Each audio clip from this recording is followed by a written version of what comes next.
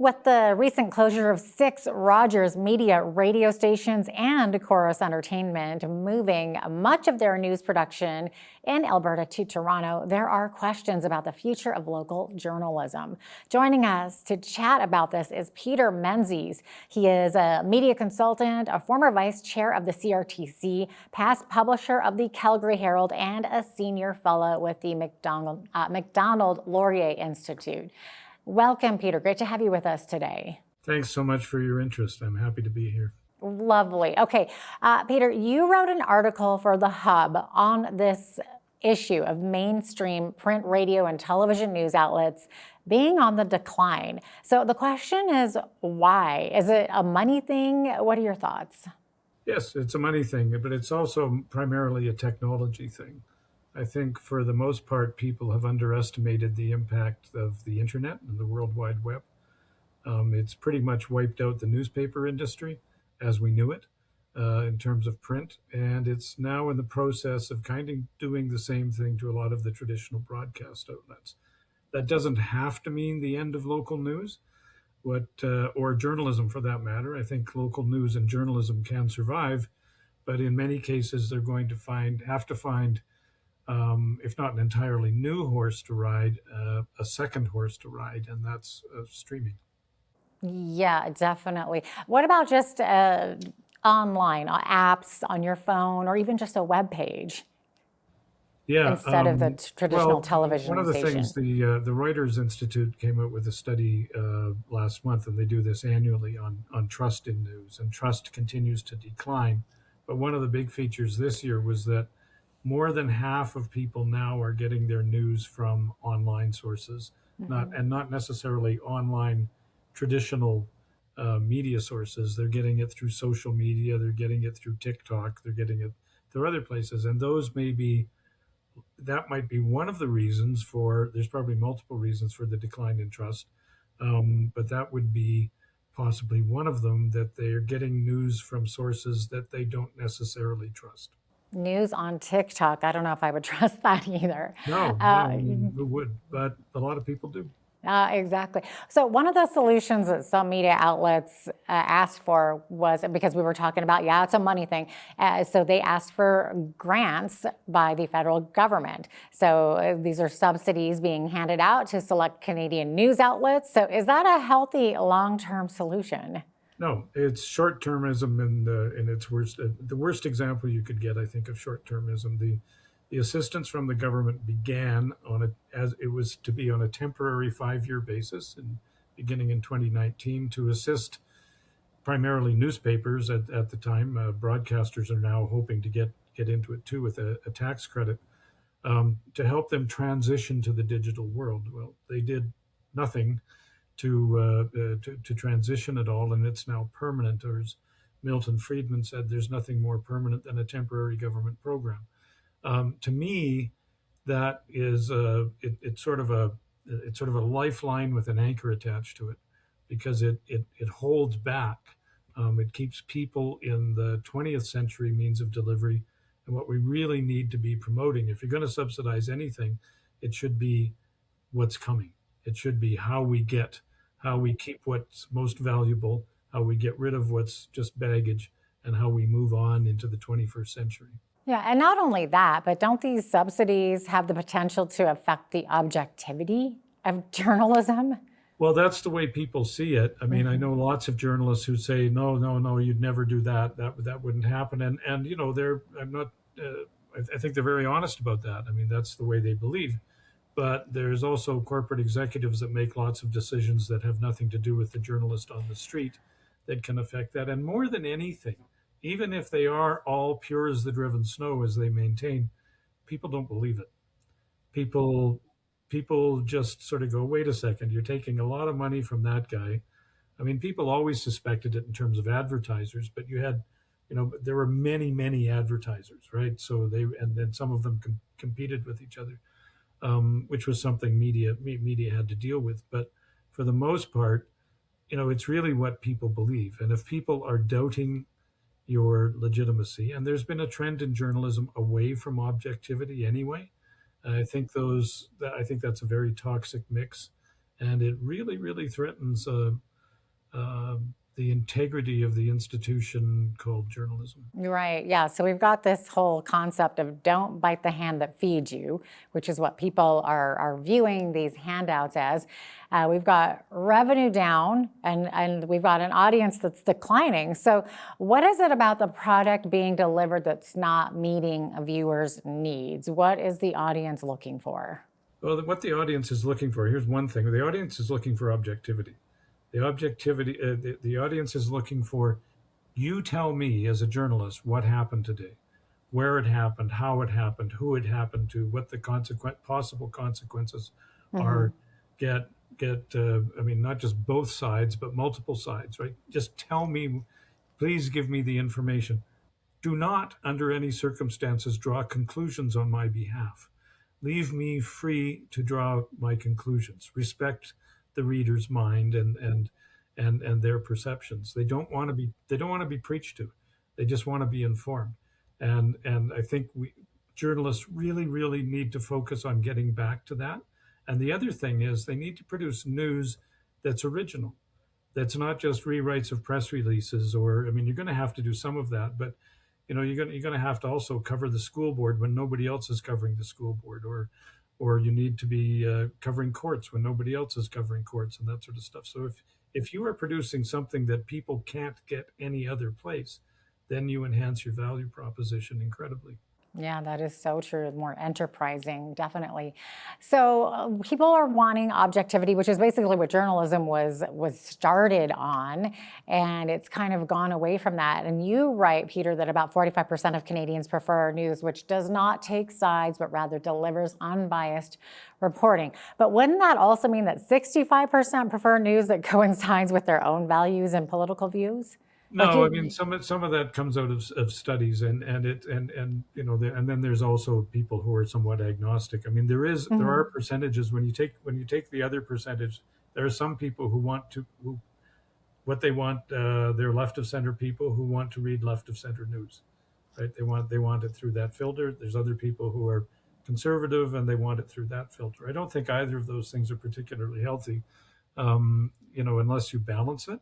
Because I think we all have, no matter our personal perceptions, we all have to admit, or should admit, that there's some value in reading what other people have to say.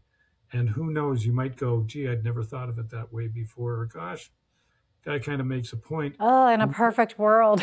Oh yeah, but most of all, I think it depresses the opportunity to demonize, right? Because it's too easy, if you're a right-wing media, to just get everybody jacked up about how bad liberals are. Exactly. And it's too easy, if you're a liberal media, to get everybody jacked up about what a bunch of fascist conservatives are. Yeah. And then people actually start believing that about and they start feeding off of each other and start attacking the other side. Basically, all these news organizations are doing are just reinforcing what these people already believe.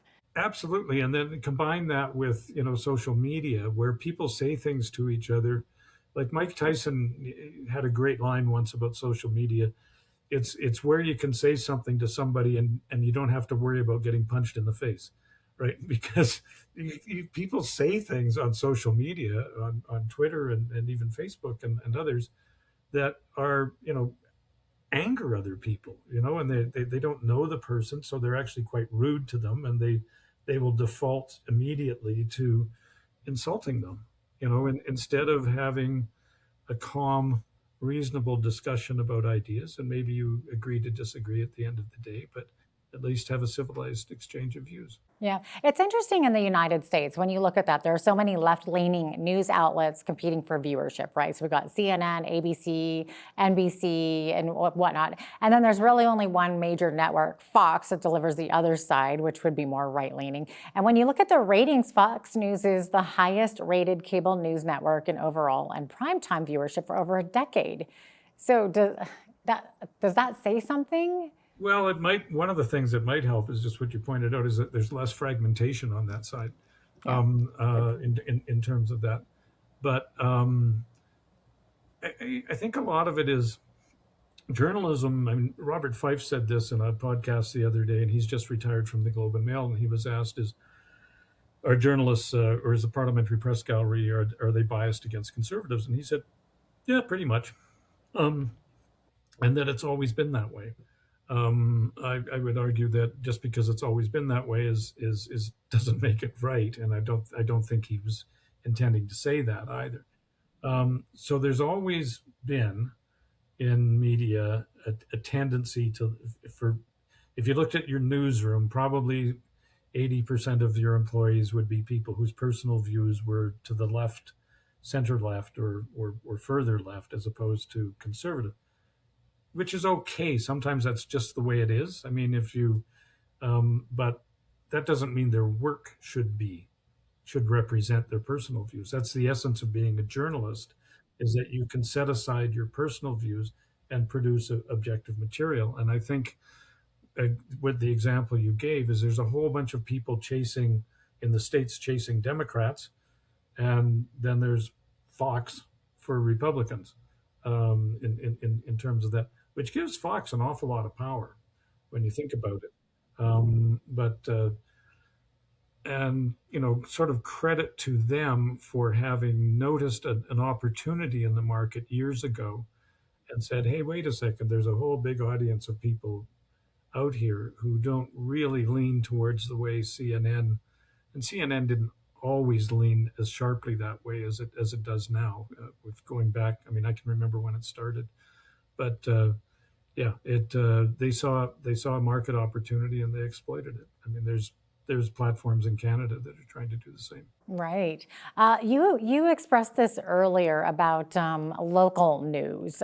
So one of the concerns that's being, I guess, expressed by some politicians and media professionals that local journalism may continue to decline. But why? Isn't local news important, and shouldn't we be concerned about this?